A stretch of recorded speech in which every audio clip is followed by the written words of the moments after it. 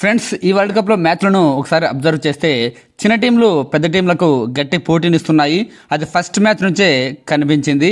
అయితే ఇంతవరకు అలాంటి మ్యాచ్లు పోటీ ఇచ్చి గెలవకపోయినప్పటికీ ఇప్పుడు జింబాబ్వే మాత్రం ఆస్ట్రేలియాకు గట్టి షాక్ ఇచ్చింది. ఇది నిజంగా చాలా పెద్ద షాక్ అనుకోవచ్చు. ఇంకోటి ఏంటంటే జింబాబ్వే ఆస్ట్రేలియాపై T20 వరల్డ్ కప్లో గెలవడం ఇదే ఫస్ట్ సారి కాదు. ఆల్రెడీ ఒకసారి కూడా ఆస్ట్రేలియాపై ఘన విజయం సాధించింది.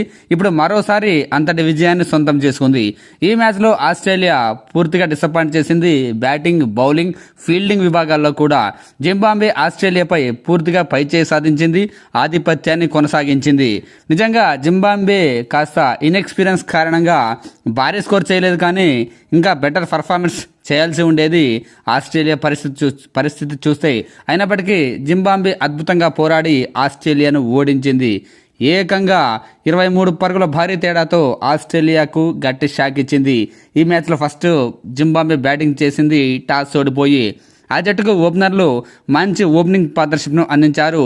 Brian Bennett and Tadiwanashe first వికెట్కు 61 పరుగుల ఓపెనింగ్ పార్ట్నర్షిప్ అందించారు.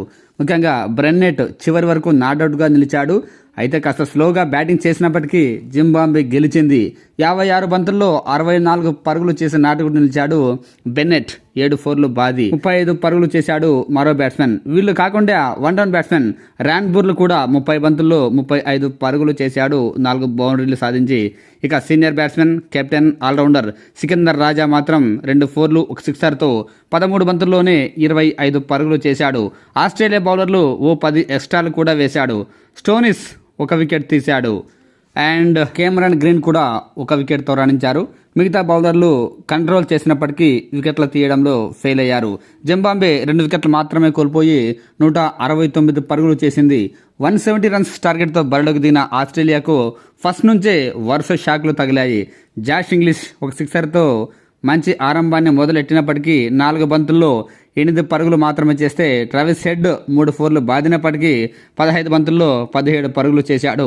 One down batsmen green duck out అయితే డేంజరస్ బ్యాట్స్మెన్ టిమ్ డేవిడ్ కూడా 2వ బంతికే డకౌట్ అయ్యాడు. దీంతో ఒకానొక స్టేజ్లో ఆస్ట్రేలియా 29 పరుగులకే 4 వికెట్లు కోల్పోయి పీకల్ లోతు కష్టాల్లో పడింది. ఈ టైంలో Glenn Maxwell and Matthew Renshaw భారీ పార్ట్నర్షిప్తో ఆస్ట్రేలియాకు ఆశలు రేకెత్తించిన గ్లెన్ మ్యాక్స్వెల్ కీలక సమయంలో 31 పరుగులు చేసి అవుట్ అవడంతో ఆస్ట్రేలియా మరోసారి కుప్పకూలింది. మాథ్యూ రెన్షా 65 పరుగులతో ఒంటరి పోరాటం చేసినప్పటికీ మిగతా బ్యాట్స్మెన్ల నుంచి తనకు సపోర్ట్ దొరకకపోవడంతో అతను కూడా 65 పరుగుల దగ్గర అవుట్ అయ్యాడు.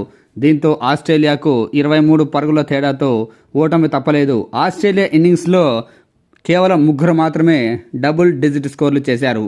మిగతా బౌలర్లంతా దారుణంగా ఫెయిల్ అయ్యారు. ఇక జింబాబ్వే బౌలర్లు సూపర్ బౌలింగ్తో ఆకట్టుకున్నారు. మరి ముఖ్యంగా సీనియర్ బౌలర్ బ్రెస్సింగ్ ముజరంబానీ 4 ఓవర్లు బౌలింగ్ వేసి 17 పరుగులు మాత్రమే ఇచ్చి 4 వికెట్లు తీస్తే బ్రాడ్ ఎవెన్స్ 23 పరుగులు ఇచ్చి 3 వికెట్లు తీశాడు. మిగతా బౌలర్లు కూడా కట్టుదిట్టంగా బౌలింగ్ వేయడంతో పాటు వికెట్లు కూడా తీయడంతో ఆస్ట్రేలియా ఏ దశలోనూ ఛేదింగ్ చేసేలా కనిపించలేదు. చివరికి ఓటమి మూట కట్టుకుంది.